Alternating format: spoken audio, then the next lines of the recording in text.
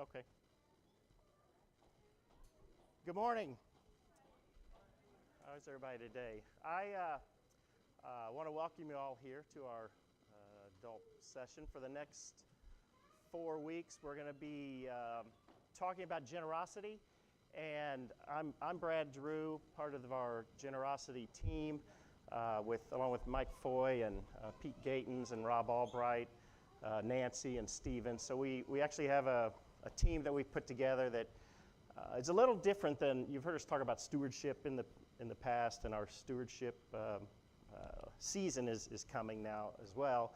But the generosity team is trying to be focused more on year-round education and year-round communication rather than just hitting people in November, like I think it's felt like in the past as we go up to Commitment Sunday at the end of November. So this team is trying to now become more of a holistic year-round group.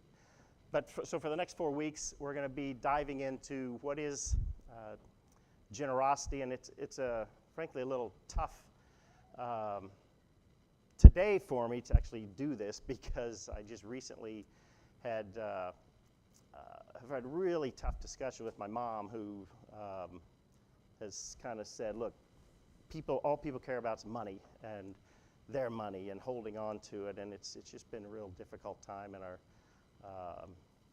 that's sprung out of something the past month. So this hits home with me today, but I understand this is a tough topic, but bear with us over the next few weeks as we dive in. So we're gonna be using a series from we've seen before from Andy Stanley from North Point Church, who's a pastor that's created quite a large church in the South and all across the U.S. now. But he does a really good job of making what we think the biblical scriptures come to life in kind of real life terms, and I've appreciated his messages over the years, and I think some of you have seen him as well. So we're going to let him do most of the work here. But basically, it's called Deeper, Wider. We will be looking to, how do we go deeper in our own understanding what generosity is, what does it mean? It's all three things on your time, your talents, and your money. So we're not just going to be talking about money the whole time, which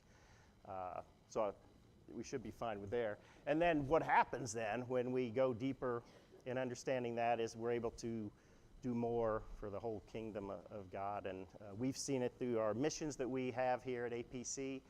And I know a lot of you participate in those missions and have a real heart for the mission field, both locally, we do a lot locally, nationally, and internationally. So that generosity and giving from the heart really drives those ministries. Just quickly, he'll be over it's over 4 weeks, but we'll talk about everything. Who owns everything? Is it us? Or is it God? Clear on what terms are. So we're talking from the same sheet with what are the definitions of things, and then does anybody have a plan? What is your plan? I oftentimes don't have a plan. I've lived much of my life with doing things last minute, failing to plan. So planning is a subject that's tough for me, and but for generosity and giving, as Andy will show us, is very important to try to decide what is it you want, and then how do you get there with a plan. Obstacles, it's tough. Debt accumulation can be an issue, just talking about it with people, but everybody's in their own different situation, and so there's many obstacles to increasing generosity and trying to follow more with what Jesus' view of generosity is. So with that, has anybody have any story of how generosity of others has influenced your faith journey? Could be, yeah. Hi. I'm thinking how I think the question is probably like a generous person made me feel more generous. My parents didn't like to give to charities. They thought that charities were sketchy. And they said, we put our money in the plate we're in the church, Catholic Church, and that's our giving.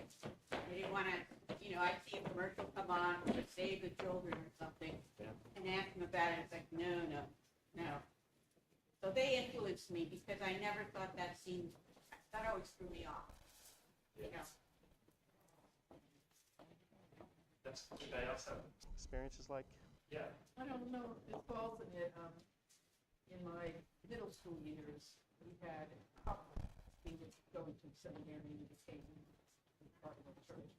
There were young couples, kindergarten, totally energized. And I think of it now, they probably were like in their young 20s. And they taught us how to enjoy working and participating. We got a strawberry festival, so we went and we picked the strawberries. We came back and we popped the strawberries. And we made the ice cream with it. We actually became practicing, we all liked it. And yet it was fun all the time. And everybody did have their talents. And they gave us their time constantly, their time, their energy. And they had a wonderful marriage, and we opened with that, and folks were great. Yeah, so that is exactly what we're talking about going deep and wide, is then seeing and what we can do and drive changes to others that can make impact on others as well. So it can really blow out across, start in little tiny Allentown and move out from that, from watching what others do. Yeah.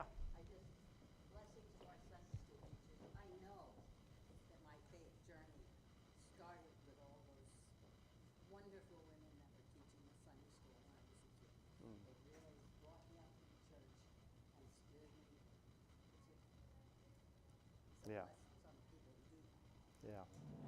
Thank you, Vicki. Yeah. We'll go to the video here, but I'll say a quick prayer. Dear Lord, what a glorious day today, and we're so thankful to set this time aside for us to be together, for people to care, to show up, and to have open hearts and open ears to listen to this message, and may your will come through to us today. In Jesus' name, amen. Okay, so you can go ahead and start it, and I'll,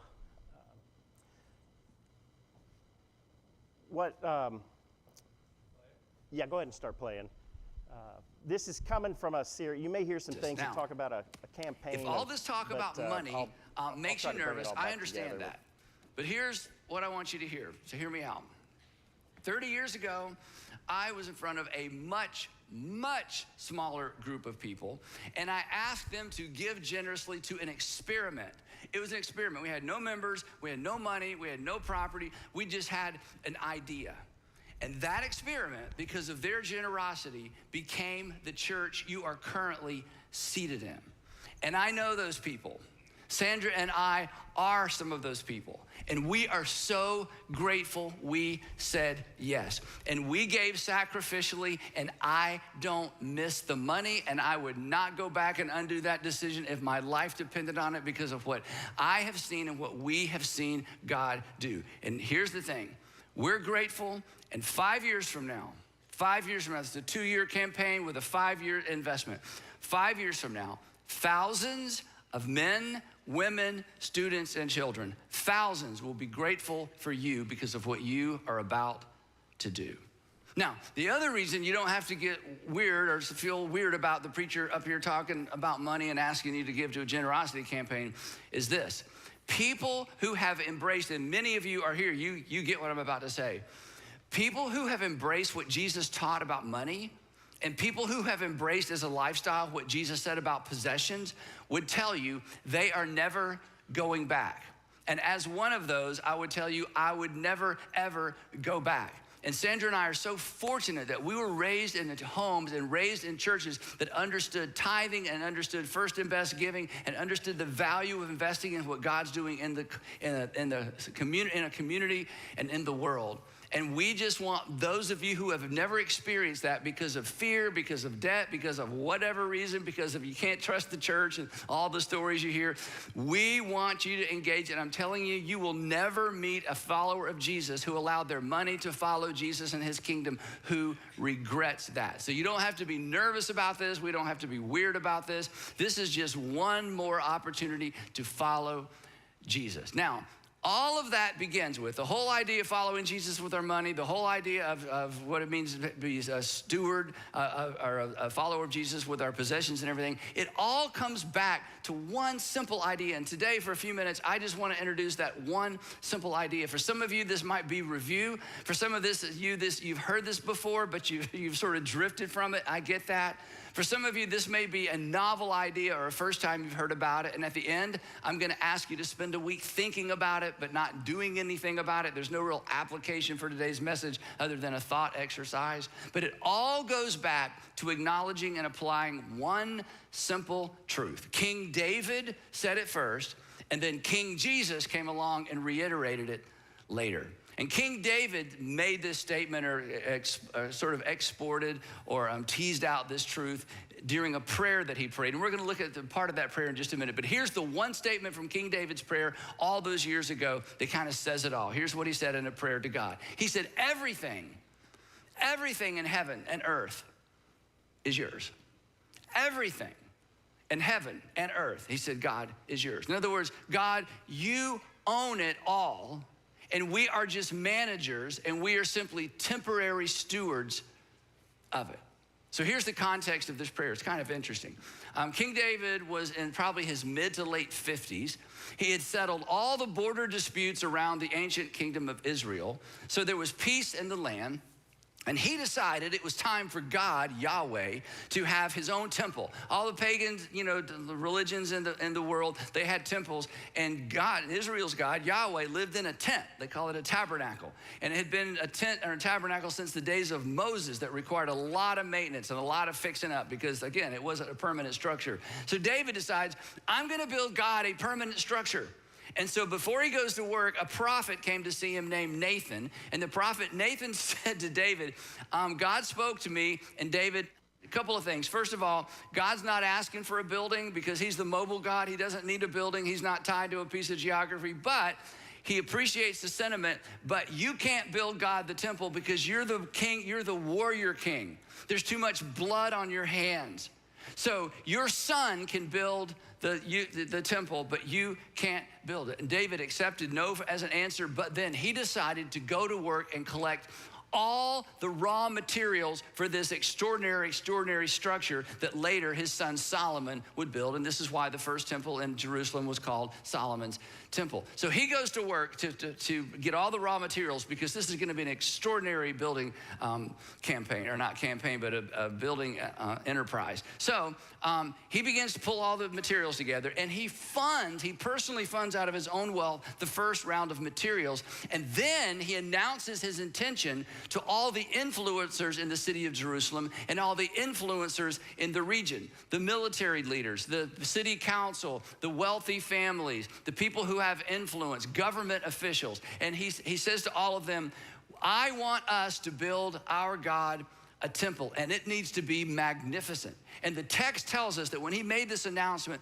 that they gave willingly, because as you read the story, they saw this as an opportunity to participate in something grand and glorious for their God, and they didn't want to miss out. And then as the influence people, the influencers in the community began to give toward this project, then the common folk came along and they're like, well, we don't want to miss out either. And these were the people that had very, very little extra. But the text says when the common people, the poorer people, saw their leaders giving generously to this project, the text says that the people rejoiced at the willing response of their leaders, for they had given freely and wholeheartedly to the Lord. So there's this outpouring of generosity toward this project in a way to honor God. So as all of this is happening, David is so overwhelmed by the generosity of the people and the generosity of the nation that he gathers the leaders and he gathers as many people as he could, and to launch this project of bringing together all the resources necessary, the money necessary to buy the resources, he prays a prayer and the chronicler recorded this prayer, and I want to read you a part of this prayer because it's so right on the nose in terms of the posture of anyone who trusts God, and especially in our generation, anyone who follows Jesus. It just explains so clearly how we are to view our wealth, view our income, view our potential, and view our potential collectively as it relates to furthering God's kingdom in the world. And embedded in this prayer really is the posture that I hope all of us will adopt during this season of our church. Here's what David prays. I'm just gonna read it to you and maybe make a few comments. He says this. He says, yours, Lord, is the greatness and the power and the glory and the majesty and the splendor. And the reason is, he says, because everything in heaven and earth is yours. It all belongs to you. Anytime you see splendor and glory or greatness in a person or in nature or anywhere, that's all a manifestation of the greatness and the glory and the splendor of God. And then he says this, yours, Lord, and this is coming from a king. This is so unusual for a king to say something like this, even now. Yours, Lord, is the kingdom. In other words, it's not even my kingdom. I'm the king, but I'm smart enough to know it's not my kingdom because everything belongs to you. Yours, Lord, is this kingdom, and you are exalted as head over all. I might wear the crown, but we are not confused. We know who the head of this nation is. It is yours. It's your kingdom. It is not mine. And then listen to this. It's so powerful. If this was front and center the way we lived our lives. He says, wealth and honor, position, recognition, wealth and honor, we know they come from you. And you are the ruler of all things. In other words, David says, look, I'm not confused. I have what I have because you gave it to me for a time. And this is true of me as well. And this is true of all of you as well. All of us who have extra, all of us have extra because God allowed us to manage the extra, whether it's position or influence or stuff or just extra money, the money that we save, the extra, we don't live hand to mouth, that ultimately this came from God. And yes, I'm not ignoring the fact that you worked really hard and you took advantage of those opportunities that came your way. I mean, how many times have you told your story or you've heard the story? It's like I was going along doing my thing and then an opportunity came my way. And if you're a theist, if you believe in God, if you're a Christian, when that opportunity came your way, your instinct was to say, thank you, God, for this opportunity that came my way. And you leveraged it and you took advantage of it and you worked really hard and God honored your work. So yes, you had a role to play, but ultimately we're smart enough to not be confused either, to know that ultimately we don't control the future and we don't control the variables. We took advantage of those opportunities. And David saw what some people in his culture miss, and David saw what unfortunately many people in our culture miss, that there are just too many variables to ever be arrogant. There are just too many variables, too many things that are out of our control to ever take credit, even for our hard work and taking advantage of the opportunities that come our way. That our success and our prosperity, yes, it's a result of some things we did, but ultimately we're smart enough to know we didn't determine our health. We didn't determine where we were born. We didn't determine when we were born. We didn't determine who we were born to. We didn't determine what it was in us that gave us the drive to work our way out of the environment we were born into. There are just too many variables that there's never any need. There's never any room for arrogance. That ultimately, to put it bluntly, arrogance is a reflection of ignorance. Arrogance says, I'm too ignorant to understand that I don't control the variables that have allowed me to be as successful as I am. And David is declaring before the whole nation, I'm not confused. I know why I'm the king. I know why I have this position. And I know why I have the margin I do to build this temple for God. Then he says this, he says, in your hands are strength and power to exalt and to give strength to all. In other words, again, he's acknowledging publicly, I am the king only because you chose me to be the king. That I did not choose myself or create this opportunity for myself. And maybe in this moment or leading up to this prayer, he thinks back to how he became the king. And some of you, if you grew up in church, we remember this story. that God says to the prophet Samuel, I'm done with this king. We're going to have a new king. I want you to go to Jesse's house, and I want you to get all of his sons together. Jesse had a bunch of sons, and I'm going to choose the next king of Israel from Jesse's sons. You remember this amazing story? We teach our children this. It's extraordinary. So the prophet Samuel goes to Jesse's home and says, Jesse, I've got some good news for you. There's going to be a dynasty change, and you're going to be the father of the king. Gather your sons, and God is about to choose one of your sons to be the next king of Israel. Remember this story? And so still all the sons come out, and Eliab, the oldest, he's looking, he's tall, he's kingly, he's strong, and Samuel's like, easy, this is the guy. And God says, no. He goes to the next one, no. And the prophet's like, Jesse, this awkward question, do you have any more sons? Because God says none of these guys are it. Remember the story? And Jesse's like, well, there's one other guy, but we didn't even invite him. It can't possibly be him. Little David, he's just taking care of the sheep. Surely, there's king material. Samuel says, I won't leave till you bring him. And in walks David. God says, that's the guy. Samuel's like, this is it. David knew this. He was smart enough not to forget. He was smart enough to remember. He was smart enough to keep front and center. There are too many variables in life to take credit for our success, for our wealth, for our extra, for our margin, for our opportunity, that everything in the heavens and earth, including opportunity, wealth, and strength, and honor come from God and from God alone. And if we have any, the correct posture is gratitude and humility. And here's how you know that's true. Because when you meet successful people who are humble and are quick to give credit to the people around them, and ultimately quick to give credit to God, you are moved by that, and you are impressed by that, and you are inspired by that, because you know they, with all their success, they are not confused.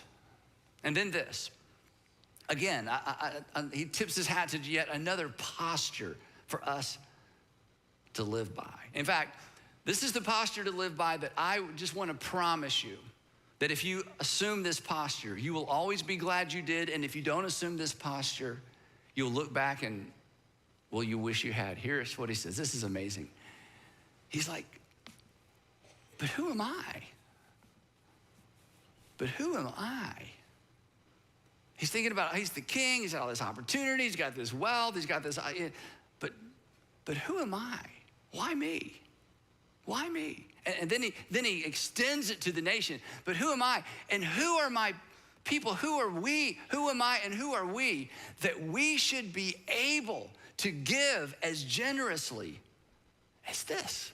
He asked the question that every honest, wealthy person asks at some point along the way. Why me and why not them? Why me and why not them? And because we live in a world where we know what's happening in the world globally and economically, you have all had that thought, and you've all asked that question in your own way. You look at what's happening in the world, you go on a global X trip, you meet with people who just don't have the opportunities we have and don't have the wealth that we have. And again, in many cases, they're hand to mouth and they have so much joy, but at the same time, you can't help but wonder, this is the honest question, why me? Who am I? Why us? Who are we? And again, this was a culture where most people literally lived hand to mouth. When Jesus said, give us this day our daily bread, that was a literal prayer because food didn't keep. There was grain and there was wine. Everything else pretty much spoiled. So daily bread meant daily bread, and if you ran out of grain or if there was a famine or if the harvest didn't come in, entire villages would starve. And David is saying, we actually have extra, but why us? Why us and why my people?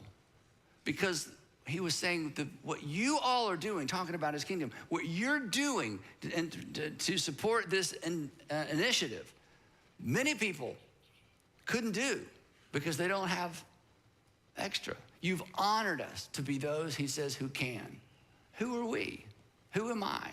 That God would randomly choose us. Again, I know you come on a Sunday, you show up on a Sunday, or you participate in a small group. Many of you, thousands of you serve, and you see a little bit of the ministry that our churches are doing. But as somebody who's in charge of this whole amazing thing, and I look at the impact, and it's not me, the impact that we have had, it is overwhelming and it is amazing. And it is easy to be humble because our best ideas weren't my ideas. In fact, every once in a while, somebody will hear about our organization, they'll say, Andy, was this your vision?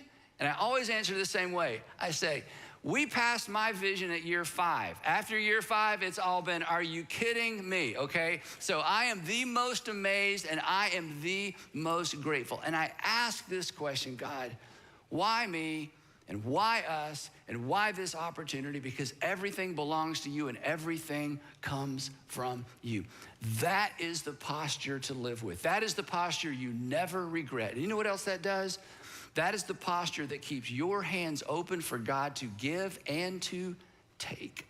Because at the end of the day, you say with John the Baptist, a man or a woman can only receive what is given to them from heaven. That's part of my prayer every single day. And then David continues and he says this, everything comes from you.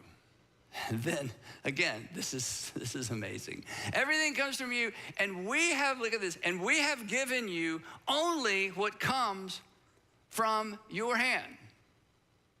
Lord our God, he says, all this abundance, all this extra, all this margin, all this beyond our daily bread and beyond our daily needs, all of this abundance that we have provided for building you a temple, for your holy name, comes from your hand, and all of it belongs to you. Again, he's saying, we are not confused. We're not confused. We are not giving you anything. We're simply giving it back to you because ultimately it came from you. When this idea goes from your head to your heart, it is a game changer, not just in terms of your money and your possessions. This is a game changer in terms of our entire lives. I can attest to that. And I've seen that play out in my life. I've seen that play out in the lives of so many people. Now, to be clear, okay, we're not building a temple, all right? That's the good news. This is not a capital campaign. You know, capital campaign, you've all been a part of those where an organization's gonna build a thing, so you give your money to build the thing, or they're gonna buy a thing, or you're gonna start a thing, so you give this is way broader than that. We are positioning ourselves to maximize our ability to be conduits through which Jesus continues to build his church, because he promised he's gonna do it anyway, and we have been invited to participate in it, to enlarge his kingdom, to expand his reign and his rule in the hearts and the lives of men, women, students, teenagers, senior adults, every kind of person in every nation in the world. And this is what we've been doing for the last 30 years. But to maximize our collective impact, we have to maximize our personal generosity. And to maximize our generosity, here's the thing. We can't think like owners who donate to the church. And if that has been your mindset, I want to challenge you, at least in these next few weeks as we talk about this, I want to challenge you to try to begin thinking differently. You are not an owner who has some money and who has some wealth, and occasionally or even systematically, you're going to donate to the church. That's not going to get us there. We have got to embrace this mindset that is introduced in the Old Testament, that Jesus reiterated in the New Testament, that we are simply managers and stewards, that everything belongs to God. And for whatever reason, he has allowed us to have extra for the benefit of his kingdom, that we have to adopt the posture of a manager. And when you do, 3 things are gonna happen, and I'll wrap this up. Here's 3 promises. When you begin to think this way, when this becomes the mindset, when this becomes the framework, number 1, you will view everything you own, not just cash and not just a percentage. You will view everything you own as a potential tool to further the agenda of your king. Your kitchen table, your dining room table, your unfinished basement, your finished basement, your backyard, that extra car, a vacation home, whatever it is, you will begin to see, wait a minute, this isn't about giving money to a church. This is about everything I own is a potential tool to maximize God's influence in the world and to expand the kingdom of God. And again, many of you have experienced this because hundreds and hundreds of you at all of our campuses and at all of our network churches, you have opened your home to small groups to meet in your home. You've leveraged your house. You've leveraged your basement. You've leveraged an extra bedroom. You've leveraged your home for middle schoolers and high schoolers. And some of you are real Christians. You opened your home to middle school boys and high school boys, and it's like, oh my goodness, and it's like, how long will it smell? Anyway, so the point is, many of us, we understand this. It's not just cash, it's not just money. If everything belongs to God, and I begin to view everything as a tool that God uses to expand his kingdom through me, that is a game changer. You know what else will happen? And I'm not being critical of anybody in particular. You got to figure this out for yourself. You're going to collect fewer collectibles. And you're going to begin to liquidate things that aren't doing anybody any good. Not because it's a sin to have those things. I'm just telling you, when you adopt this mindset, you see all of that differently. And you'll never go back and you'll never regret it. Number 2, you'll give first and adjust your lifestyle accordingly. You will give first and adjust your lifestyle accordingly. This is not new. I've been teaching this for 30 plus years to all of you. You've heard me every once in a while, I come back to it. Give, save, live. Give, save, live. You give first, you save second, you live on the rest. You give first, you fund God's kingdom, you save second, you fund your own kingdom, and then you live on the rest. You give, you save, you live. We teach our kids this. We've used jars, we've used apps. We want our kids to grow up giving first, living, saving second, and then living on the rest. You'll think in terms, when you adopt this mindset that I'm not an owner, I'm a manager, you will adopt a first and best mindset rather than leftover and last. Most Americans give leftover and last. Don't be most Americans. Leftover and last means I've financed my kingdom, I got everything I want for now, and they need some money, so what can I afford to give? This is not about what can you afford to give. You just need to erase that mindset. That's not what we're talking about. What can I afford to give, and what can I afford to give right now? That's how most people think, but that's not how stewards think. That's not how managers of God's wealth and margin and money think. They think differently than that. So it's not leftover and last. It's first and it's best. It's give, save, live on the rest. And then the third thing that's gonna happen, and I could spend a lot of time on this, and I'll try not to. And I couldn't decide whether or not to say this, but I'm just gonna say it, and please take it within the context that I mean it. This is kind of a guy thing a little bit. Now, I know men and women both wrestle with, stuff and money and possessions, and I get that. But this next thing that'll happen, and maybe it's just my experience in talking to men and about their money and their possessions. But here's the thing. If you flip the script and even just begin to think, don't do anything. Just begin to think in terms of, okay, I am a manager and a steward. I'm not an owner because everything belongs to God. When you flip the script, here's what's gonna happen, I promise.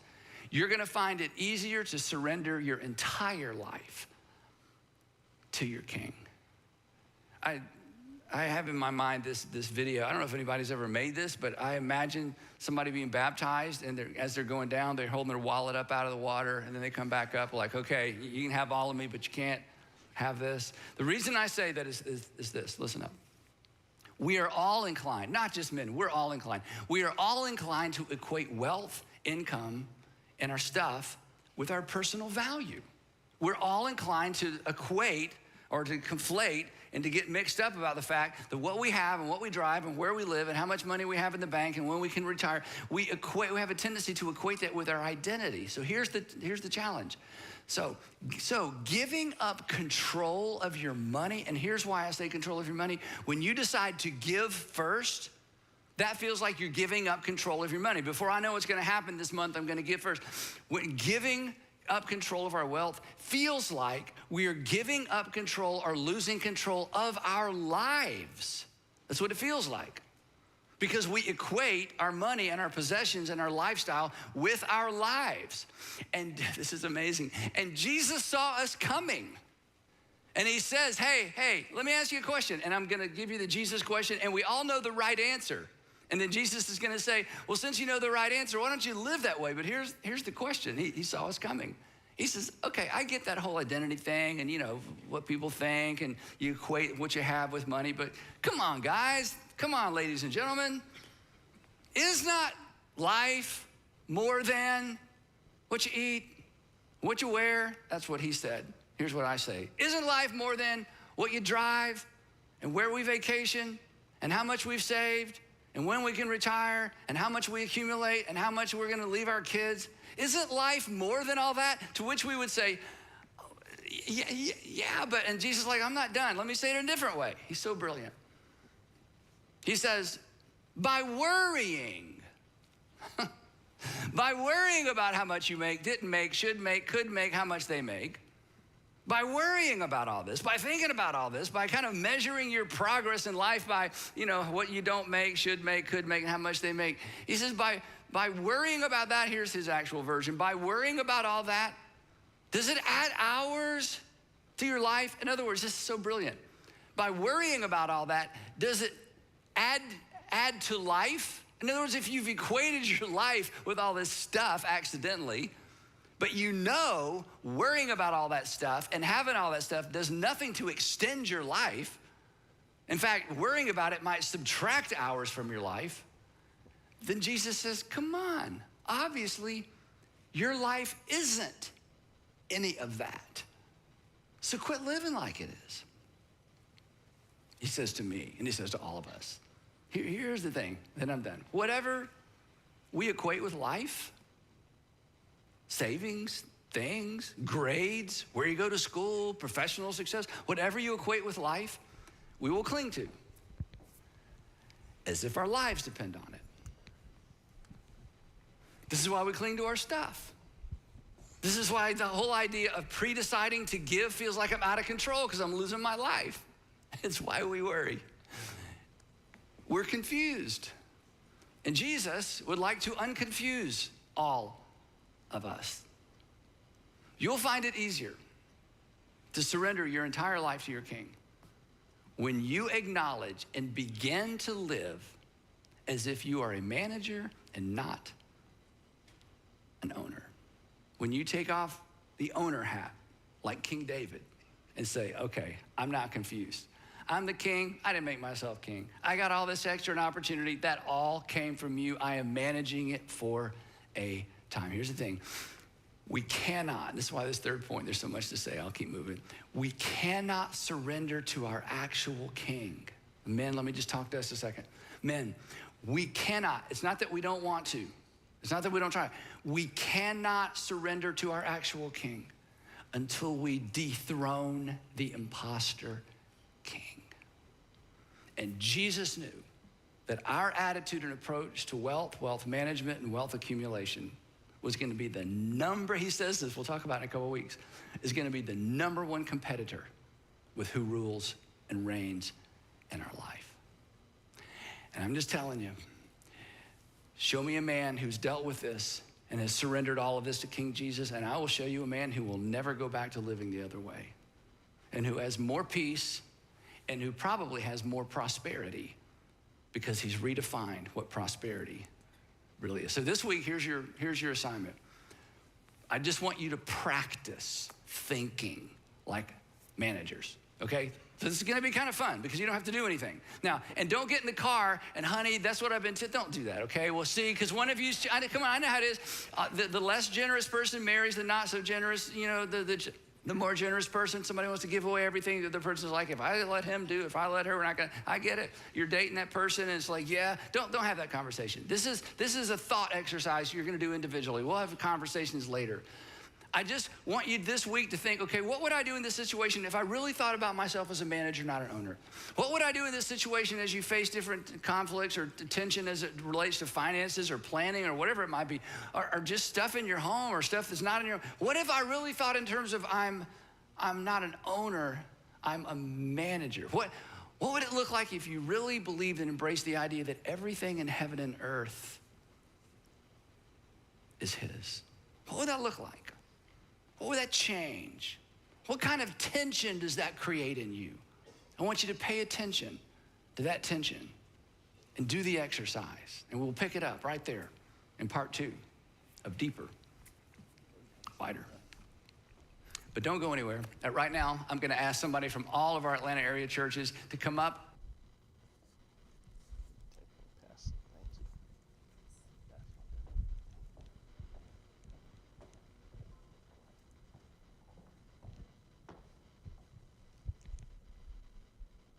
Some of that tough, or a shift, a mind shift at least. Is that PowerPoint back, or when you get a chance? I know I've felt that for a long time. You know, it's like somebody comes and we've had capital campaigns here, and you sit. I've had that same thought. Oh, what do we have to give toward the capital campaign? Partly because one hadn't kind of planned out. I mentioned earlier it wasn't good at planning, but it was coming at that time with the mindset of what's left over to then give to that, rather than having the attitude of a manager. So a couple things. Well, one, what comes to mind when you hear the word generosities? Any just quick?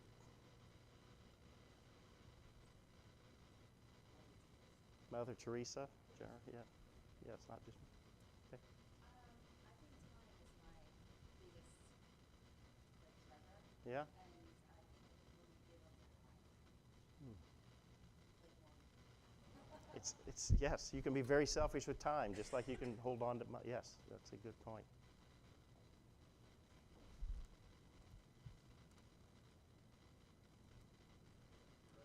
Oh yeah, I'm ready for you.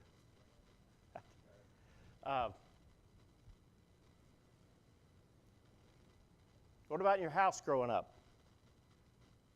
You remember how money was handled in your house? Yeah, Hammer. Company, and I remember getting paid every week and sitting on the bed with envelopes and putting money in the envelopes. So it was like, I learned from a very early age that you had to budget your money, or you didn't have it. You didn't have credit cards. So you saw a good example of planning and budgeting. And we were allowed to do one thing, and when I danced, I went to the envelope, got the money out, and paid for my class. You know, it wasn't that you put it on a credit card; it didn't exist. Any poor examples of managing money that people saw? Well, I'm going to say this. My father was raised Presbyterian, and he believed in the church, but he didn't want to go to church on Sunday. He liked to play golf. So every week, he always, first thing he did was put money in the church envelopes. He collected them, and then he'd give them to me on Sunday morning to take to church. So I don't know that that's...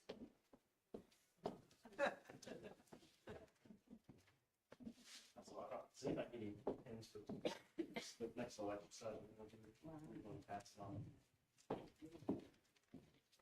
Well, one thing I remember is really interested in all these people. It wasn't something that they talked about in front of you as a child. So money wasn't talked about. You know, it was like, can we get this? No, we can't. We don't have it. So we get it. I mean, that's about all I remember. It wasn't for us to know about, and yet they always had the church offering. I will say that, so that was demonstrated to me. But I didn't talk about it. You know, I just said, "Can I do this?" And they said, "Yes or no." Yeah.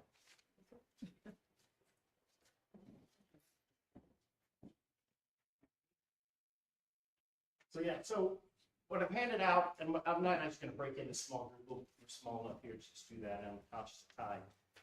Take a few minutes to look through this sheet and mark how you feel about these statements, from strongly disagree to strongly agree, and you can have a number in between, 0 to strongly disagree, to 10 to strongly agree, 5 in the middle.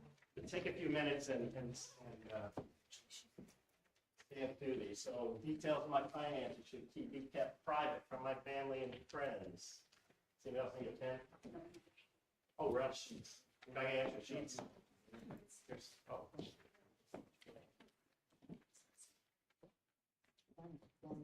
Details of my finances should be kept private from family and friends. If I work hard, I have the right to play hard. People talk about that?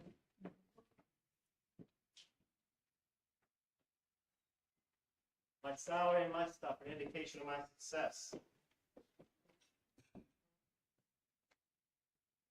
More money I have in savings, the more secure I feel.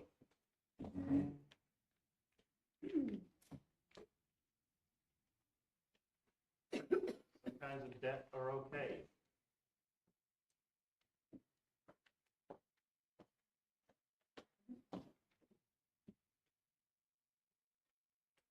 Once I have everything I need, I should be generous with what I have left.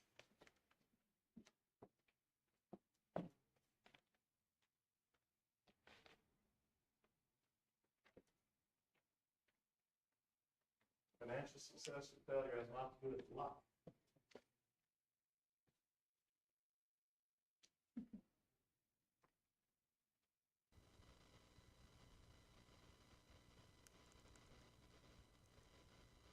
I can get myself out of a financial mess if I need to.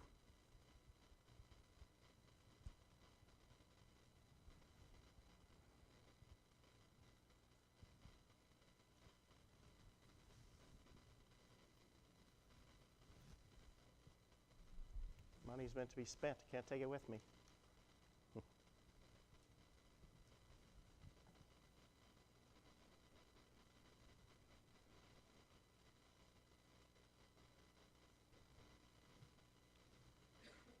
I know enough to confidently manage my money.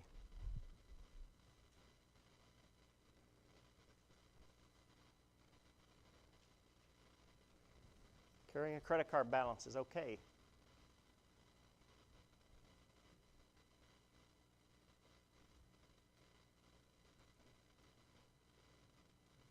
I should not need financial assistance from anyone else.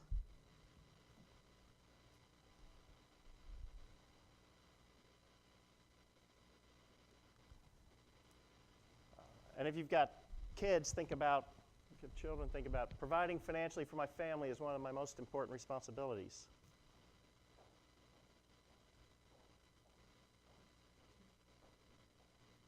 I want to give my children more than I had when I was growing up.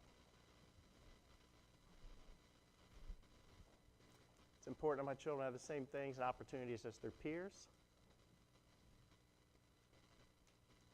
Children should be told the details of family finances. Giving my kids nice things is one way I show them love.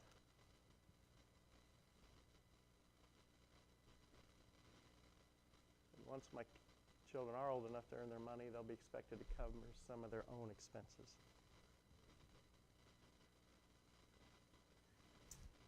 So take a look at what you and try to aim in on the strongly disagree or the strongly agree where you went. But were there any that you strongly agreed with or disagreed with?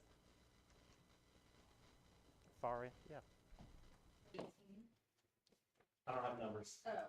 Oh, like, cover their own expenses. Oh, wait. Strongly agree?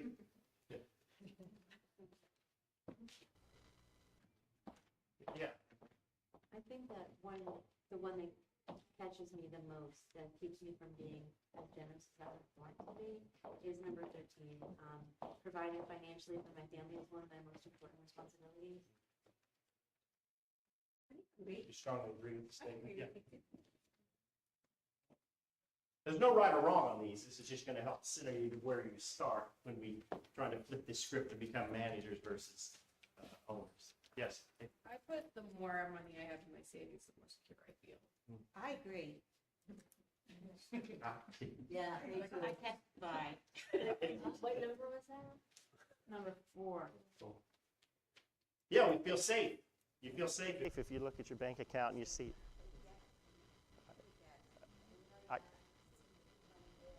Get into a financial mess and you get yourself out. Right. Yeah.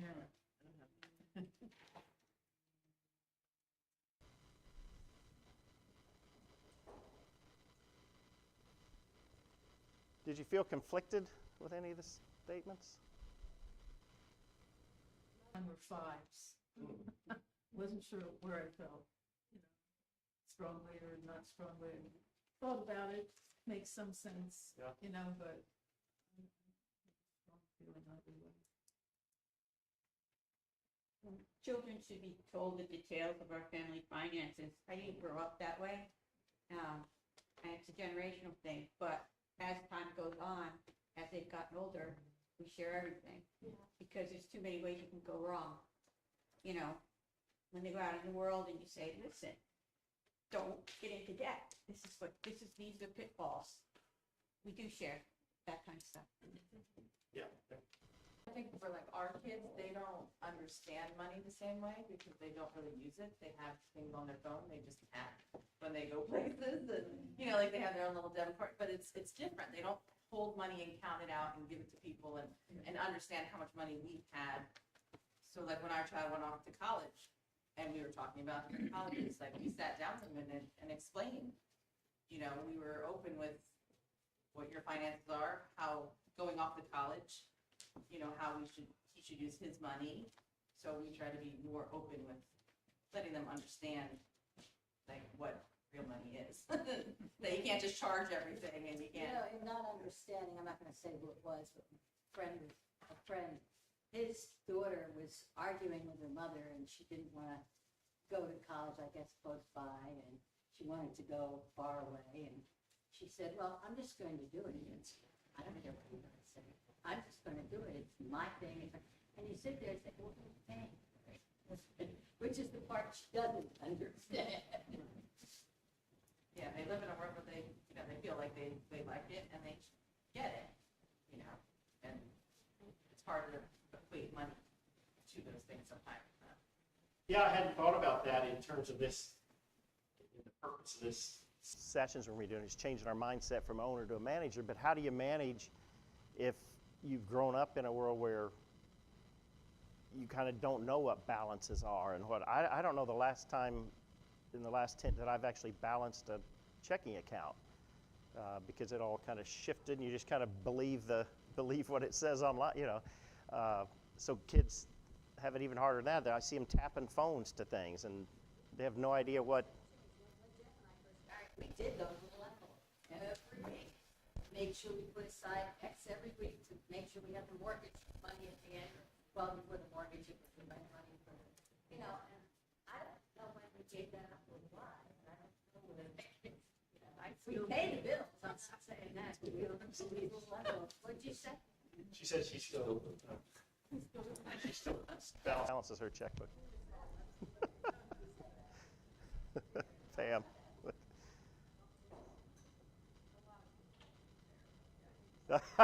Right, don't you? Just because I said doesn't mean I'm not necessarily normal. All right, can someone read 1 Chronicles? We saw this earlier, or let's just read it together. Yours is, O Lord, the greatness, the power, the glory, the victory, and the majesty.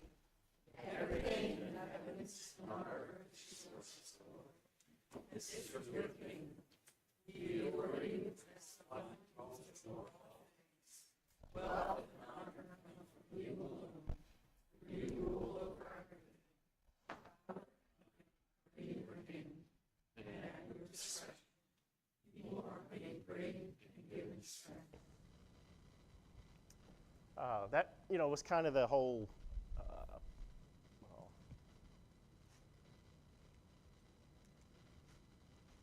don't know. Well.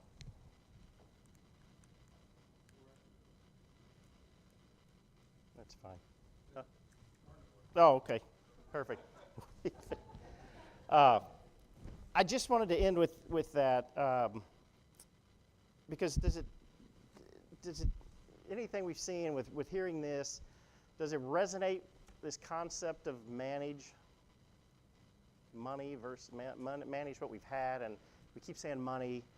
We're not just talking about money, managing everything in our lives that we've been given. He touched early on about how opportunities that come along, they've come along for me, and I sit back and I look back and think, wow, why'd that person, I see now that somebody said something to me that then turned into this, and there's been good things that came out of that. And it wasn't anything I created. I think back to people old bosses and owners of companies I've worked for that they laid the groundwork of things that I do today. Nothing I've created myself. And I don't know if you think that, is that a hard shift to kind of start thinking as a manager versus an owner? For me, it really is. But